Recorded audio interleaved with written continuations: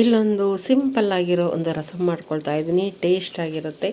ಇಲ್ಲೊಂದು ಬೆಳ್ಳುಳ್ಳಿ ಜಜ್ಜಿಟ್ಕೊಂಡು ಒಗ್ಗರಣೆಗೆ ಹಾಕ್ಕೊಳ್ತೀನಿ. ಸಾಸಿವೆ, ಬೆಳ್ಳುಳ್ಳಿ, ಈರುಳ್ಳಿ, ಜೀರಿಗೆ ಸ್ವಲ್ಪ ಹಾಕ್ಕೊಂಡು ಸ್ವಲ್ಪ ಕರ್ಬೇವಿನ ಸೊಪ್ಪು ಹಾಕ್ಕೊಂಡು ಚೆನ್ನಾಗಿ ಫ್ರೈ ಮಾಡ್ಕೊಳ್ತೀನಿ. ಇಲ್ಲಿ ನಾನೊಂದು ರಸಮ್ ಪೌಡ್ರ್ ಮಾಡ್ಕೊಂಡಿದ್ದೀನಿ, ಬೇಳೆ ರಸಮ್ ಪೌಡ್ರು. ಇಲ್ಲ ಅಂದರೆ ಬಿಸಿಬೇಳೆಭಾತ್ ಪೌಡ್ರೂ ಆಗುತ್ತೆ, ಇಲ್ಲ ವಾಂಗಿಭಾತ್ ಪೌಡ್ರೂ ಆಗುತ್ತೆ, ಇಲ್ಲ ಸಾಂಬಾರು ಪೌಡ್ರೂ ಆಗುತ್ತೆ. ಇಲ್ಲಿ ನಾನು ಬೇಳೆ ರಸಮ್ನ ನಾನು ಪೌಡ್ರ್ ರೆಡಿ ಮಾಡ್ಕೊಂಡಿದ್ದೀನಿ.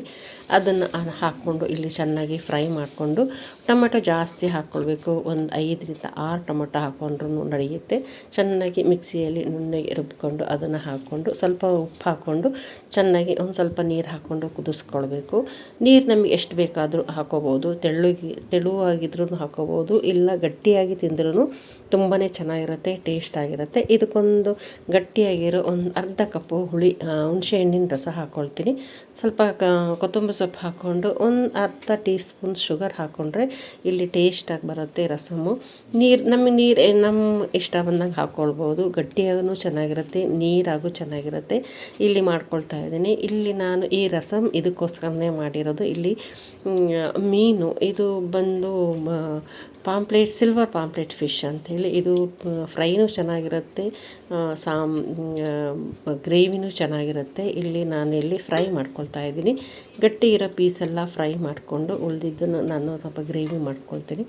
ಇಲ್ಲಿ ನೋಡಿ, ಇದು ಮೀನು ತುಂಬಾ ಟೇಸ್ಟಾಗಿರುತ್ತೆ. ಹಾಗಾಗಿ ಸಿಂಪಲ್ ಮಸಾಲೆ, ಅರಶಿನ ಪುಡಿ, ಖಾರ ಪುಡಿ, ಸ್ವಲ್ಪ ಉಪ್ಪು ಹಾಕ್ಕೊಂಡು ಸ್ವಲ್ಪ ವಿನಿಗರ್ ಹಾಕ್ಕೊಂಡು ಕಲಿಸ್ಕೊಳ್ತೀನಿ. ಗಟ್ಟಿಯಾಗಿ ಕಲಿಸ್ಕೊಂಡು ಒಂದು ಅರ್ಧ ಗಂಟೆ ನೆನೆ ಹಾಕಿಟ್ಟು ಇಲ್ಲಿ ಫ್ರೈ ಮಾಡ್ಕೊಳ್ತೀನಿ. ಈ ಮೀನೇ ಟೇಸ್ಟ್ ಆಗಿರೋದ್ರಿಂದ ನಾನು ಬೇರೆ ಏನು ಹೆಚ್ಚಿಗೆ ಮಸಾಲೆ ಏನು ಹಾಕ್ಕೊಳ್ತಾ ಇಲ್ಲ. ಗಟ್ಟಿ ಕಲಿಸ್ಕೊಂಡು ಇಲ್ಲಿ ಹಚ್ಕೊಳ್ತೀನಿ. ಈ ಮೀನು ತುಂಬಾ ಟೇಸ್ಟ್ ಇರುತ್ತೆ. ಮುಳ್ಳೂ ಸ್ವಲ್ಪ ಸಾಫ್ಟಾಗಿರುತ್ತೆ, ಅಷ್ಟೇನು ಮುಳ್ಳಿರಲ್ಲ, ಒಂದೇ ಒಂದು ಮುಳ್ಳು ಮಧ್ಯ. ಹಾಗಾಗಿ ಇದನ್ನು ಫ್ರೈ ಮಾಡಿಕೊಂಡ್ರೆ ಚೆನ್ನಾಗಿರುತ್ತೆ. ಇಲ್ಲಿ ಮಾಡ್ಕೊಳ್ತಾ ಇದ್ದೀನಿ. ಈ ರಸಮ್ಗೂ ಈ ಫ್ರೈ ಮಾಡಿರೋ ಮೀನಿಗೂ ತುಂಬಾ ಟೇಸ್ಟ್ ಆಗಿರುತ್ತೆ. ಇಲ್ಲಿ ನೋಡಿ, ಫ್ರೈ ಮಾಡಿ ತಗೊಳ್ತೀನಿ ನಾನು.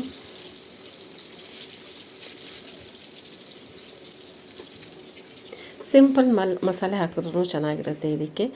ಇಲ್ಲಿ ನಾನು ಬಿಸಿ ಬಿಸಿ ಅನ್ನಕ್ಕೆ ನಾನು ಇಲ್ಲಿ ರಸಮ್ ಹಾಕ್ಕೊಳ್ತಾ ಇದ್ದೀನಿ. ಈ ರಸಮ್ ತುಂಬಾ ಟೇಸ್ಟ್ ಬರುತ್ತೆ. ಬೇಳೆ ಪೌಡ್ರ್ ಮಾಡಿ ಇಲ್ಲಿ ನಾನು ಸಾಂಬಾರು ಪೌಡ್ರ್ ಹಾಕ್ತೀವಲ್ಲ ಅದೇ ಮಸಾಲೆನ ಹಾಕಿ ಇಲ್ಲಿ ಪೌಡ್ರ್ ಮಾಡಿ ಇಟ್ಕೊಂಡಿರೋದು. ಇಲ್ಲಿ ನೋಡಿ ಆಯಿತು, ನಾನು ಹಾಕ್ಕೊಂಡಿದ್ದೀನಿ. ಇಲ್ಲಿ ಬಿಸಿ ಬಿಸಿಯಲ್ಲಿ ನಾವು ಈ ರಸಮ್ಗೆ ಫಿಶ್ ಹಾಕ್ಕೊಂಡು ತಿಂದರೆ ತುಂಬಾ ಟೇಸ್ಟ್ ಬರುತ್ತೆ. ಇವತ್ತಿನ ರೆಸಿಪಿ ಹೇಗಿದೆ ಅಂತ ಕಮೆಂಟ್ ಮಾಡಿ ಹೇಳಿ. Thanks for watching. ಸಬ್ಸ್ಕ್ರೈಬ್ ಮಾಡೋದನ್ನು ಮರಿಬೇಡಿ.